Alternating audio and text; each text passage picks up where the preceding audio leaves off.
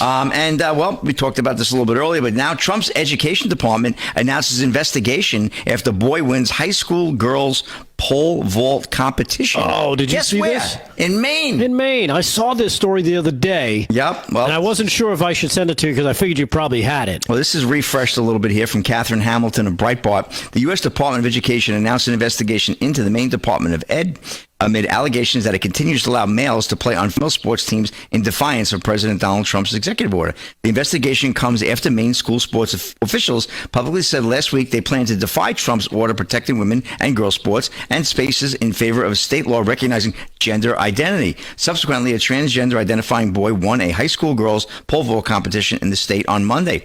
Maine would have you believe that it has no choice in how it treats women and girls in athletics. That is, that it must follow its state laws and allow male athletes to compete against women and girls. Acting Assistant Secretary for Civil Rights Craig Trainer said in a statement which continued, "Let me be clear, if Maine wants to continue to receive federal funds from the Education Department, it has to follow Title IX. If it wants to forego federal funds and continue to trample the rights of its young female athletes, that too, it's their choice. OCR will do everything in its power to ensure taxpayers are not funding blatant civil rights violators." Yeah. So I know this story was the other day, but this actually was just updated tonight in lieu of what President Trump said. Obviously, he issued a very stern warning earlier today to that Maine governor, that Mills governor there, and unbelievable. So yeah. And if you've ever seen the pole vault, it's an amazing event. Being a track person, in my formative years.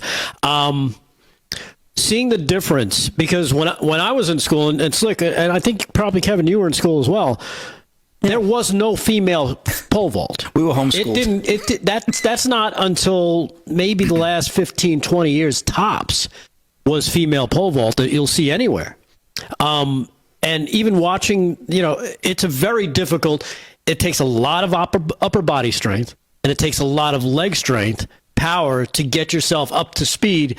And you've got to hold this pole, which is a pretty freaking heavy pole and long, and you've got to get it to bend to now get you to catapult you, catapult you over that pole.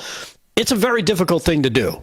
Yeah. So for any track and field event, that one also is one that sticks out because most of the guys you see doing a pole vault, they've got broad shoulders. Right. Why? Because they're constantly. It's a very heavy, hard thing to do to get your body weight up 10, 15, 20 feet in the air and control it getting over that pole.